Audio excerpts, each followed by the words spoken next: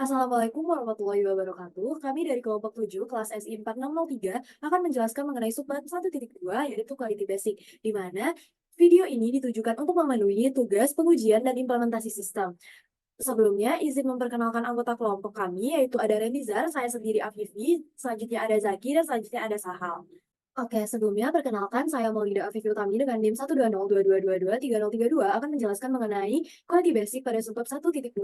Nah, yang pertama kita bahas yaitu tentang quality basic. Quality memiliki dua definisi, yaitu pertama dari sudut pandang produsen, yaitu memenuhi produk tersebut memenuhi persyaratan. Yang kedua menurut sudut pandang customer, yaitu produk layak digunakan atau memenuhi kebutuhan. Selanjutnya, produk yang dihasilkan dari proses pengembangan perangkat lunak harus memenuhi persyaratan dan kebutuhan pengguna. Maka dari itu diperlukan quality assurance dan quality control. Lalu apa bedanya antara quality assurance dan quality control sendiri?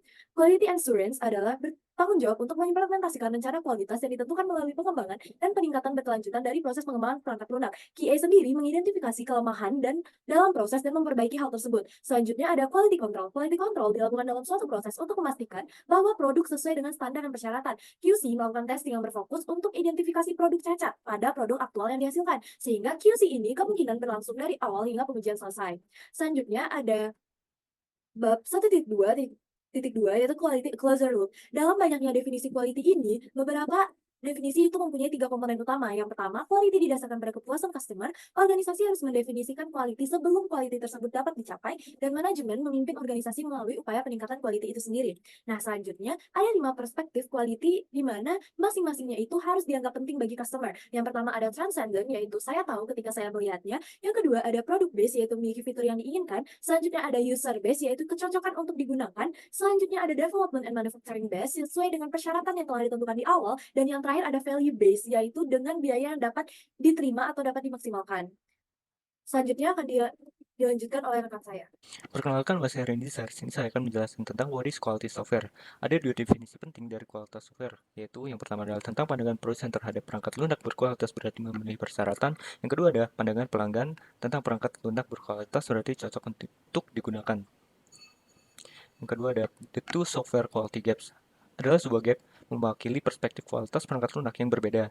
Gap pertama adalah gap produsen, adalah gap antara apa yang dijadwalkan untuk disampaikan, yang berarti persyaratan yang didokumentasikan dan standar internal TI, dan apa yang sebenarnya disampaikan. Yang kedua adalah gap kedua antara apa yang sebenarnya disampaikan oleh produsen dibandingkan dengan apa yang diharapkan oleh pelanggan. Lalu next, ada what is quality message, yaitu Kamus Random House College mendefinisikan keunggulan sebagai superiority eminence, yaitu keunggulan sebagai titik awal bagi implementasi kebijakan kualitas antara fokus kepuasan pelanggan baik internal maupun eksternal, pemahaman dan identifikasi kebutuhan pelanggan, komitmen untuk melampaui harapan pelanggan sebagai inti dari perbaikan kualitas dalam organisasi. Next, ada improving software quality. Salah satu contohnya yaitu adalah development process, di mana menggunakan proses pengembangan manajemen risiko eksplisit, di mana risiko yang terkait dengan proyek dianalisis secara rinci dan langkah-langkah yang sesuai diambil untuk mengelola ataupun mengurangi risiko-risiko tersebut. Oke, mungkin bisa dijelaskan oleh teman saya selanjutnya. Kemudian kalau ada cost of quality, saat menghitung total biaya yang terkait dengan pengembangan aplikasi atau sistem baru, ada 4 komponen biaya yang harus dipertimbangkan. Yang pertama adalah value cost, yang kedua ada appraisal cost, kemudian provision cost, dan yang terakhir adalah cost of production. Ya, kemudian ada 3 kategori biaya terkait produksi produk. Yang pertama adalah provision cost atau biaya pencegahan. Biaya ini dibutuhkan untuk mencegah kesalahan dan melakukan pekerjaan dengan benar pada kali pertama. Kategori ini mencakup uang dikeluarkan untuk menetapkan metode dan prosedur, melatih pekerja, memperoleh alat, dan juga merencanakan kualitas. Sumber daya ini harus dihabiskan sebelum produk benar-benar dibuat. Kemudian yang kedua adalah appraisal cost atau biaya penilaian. Sumber daya ini dibutuhkan untuk memastikan tingkat kualitas yang tinggi di semua tahap development life cycle. Biaya ini mencakup tinjauan dalam proses, pengujian dinamis, dan juga inspeksi akhir. Dan yang ketiga adalah value cost atau biaya kegagalan. Biaya kegagalan terbagi menjadi dua, yaitu internal dan eksternal. Contoh biaya kegagalan eksternal adalah biaya yang terkait dengan produk cacat yang telah terkirim ke pengguna, dan contohnya adalah keluhan dari pelanggan. Dan untuk biaya internal sendiri adalah biaya yang disebabkan oleh produk atau layanan yang tidak sesuai dengan persyaratan dan ditemukan sebelum penerapan aplikasi produksi atau pengiriman produk ke pelanggan eksternal. Dan contohnya adalah pengerjaan ulang.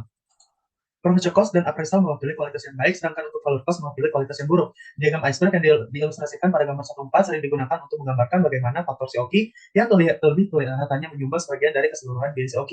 COQ akan bervariasi dari satu organisasi ke organisasi lainnya. Studi menunjukkan bahwa 50% dari COQ sendiri adalah 3%-nya adalah biaya pencegahan, 7% biaya penilaian, dan 40%-nya adalah biaya kegagalan. Konsep kualitas itu gratis menjadi inti pemahaman tentang COQ. Ya, saya Saha Badri dengan 120222334. Di sini saya akan menjelaskan 1.2.5, yaitu software quality factors. Software quality factors adalah atribut penting yang jika tidak ada dapat membahayakan keberhasilan perangkat lunak dan bisnis. Faktor-faktor ini mencakup persyaratan fungsional, kinerja, biaya, dan jadwal yang biasa. Mengidentifikasi dan memprioritaskan faktor-faktor kualitas ini membantu dalam membangun proses pengujian yang logis. Bagian ini berfokus pada mengidentifikasi faktor-faktor kualitas tambahan dan mendokumentasikannya bersama dengan persyaratan sistem lainnya. Defining the software quality factors.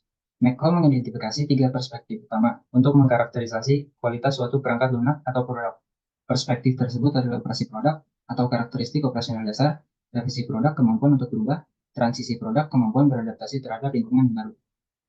Lalu ada quality factors-nya itu dari masing-masing karakteristik. Yang dari product operation ada correctness, reliability, efficiency, integrity, dan usability.